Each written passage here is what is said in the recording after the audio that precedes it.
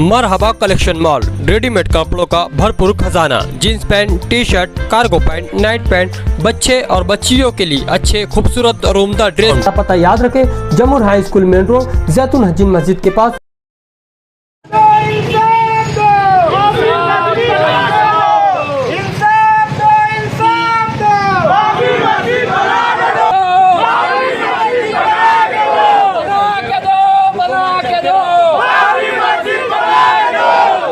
छः दिसंबर 1992 बाबरी मस्जिद की शहादत का दिन 3:43 पे हमने निहाल साहब की कब्र पर अजान देकर यहाँ अलामती तौर पर धरने पर बैठे हैं। ये 31 साल बाबरी मस्जिद को शहादत को हो गया है और ये एहतजाज और सालों की बनिस्बत ज़रूरी इसलिए था कि आने वाली 22 जनवरी को एक राम मंदिर उसी जगह पर बन रहा है जिसका इफ्तिताह होने वाला है।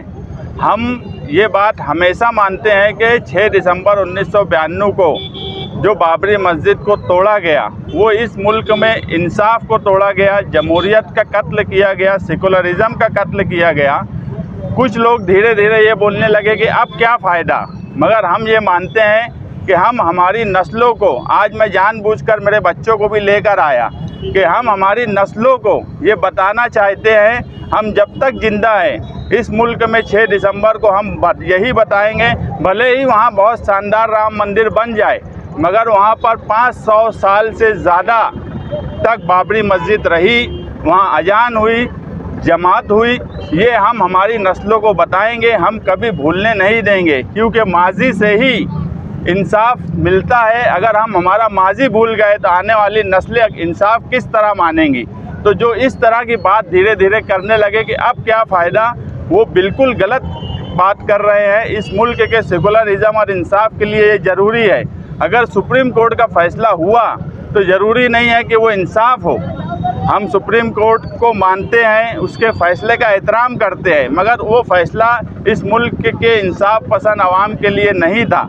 क्योंकि मेरे अभी पढ़ने में एक बात आई कि कांग्रेस पार्टी के वक्त से ये सिलसिला शुरू हुआ। ये मुल्क ये भी कभी नहीं भूलेगा कि बाबरी मस्जिद की शहादत कांग्रेस पार्टी के वक्त हुई और राम मंदिर का इफ्तिताह बीजेपी के वक्त हो रहा है। ये सॉफ्ट हिंदुत्व और हार्ड हिंदुत्व के बीच का एक रिश्ता रहा जिसने आज ये हालत पैदा कर दी। जब धीरे धीरे वहाँ पर राम की मूर्ति लाई गई, वो किस तरह हुआ, ताला खोलने की जो बात हुई, फैज़ाबाद सेशन कोर्ट ने जब ये फ़ैसला किया कि वहाँ का ताला खोला जाए, तो जिस मजिस्ट्रेट ने ये फ़ैसला किया वो रिटायर होने के बाद उनकी किताब में ये बात लिखी कि जब मैं ये केस चल रहा था तो एक काला बंदर कोर्ट के प्रेमाइसिस में आता था, उसको लोग खाना देते थे मगर वो खाना नहीं खाता था। वो काला बंदर फिर मेरे घर के पास बैठा हुआ मुझे दिखा, तो मुझे ये लगा कि ऊपर से कोई इशारा मुझे दिया जा रहा है, इसलिए बाबरी मस्जिद का ताला खोलने का फ़ैसला किया गया। तो ये रूल ऑफ लॉ नहीं है। ये किस तरह से मजिस्ट्रेट फ़ैसला करते हैं ये उनकी किताब से मुझे समझ में आया। आज जो 5 जजेस का फ़ैसला था उनको बाद में क्या क्या मिला, सरकार ने उन्हें क्या दी, ये एक अलग बात हो गई, मगर इंसाफ बहरहाल हिंदुस्तान को नहीं मिला। और हम हमारी नस्लों को हर वक्त ये बताते रहेंगे कि 6 दिसंबर 1992 को इस मुल्क में जो हुआ वो गैर इंसाफ़ी बात थी।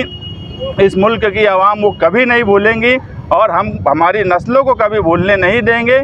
इस मुल्क में जब तक हम जिंदा हैं, हमारी तरह जो लोग जिंदा हैं, ये निहाल साहब अपने आखिरी वक्त में जो काली रिबन वो बांधा करते थे अपनी कब्र पर लगाकर वो कब्र में गए।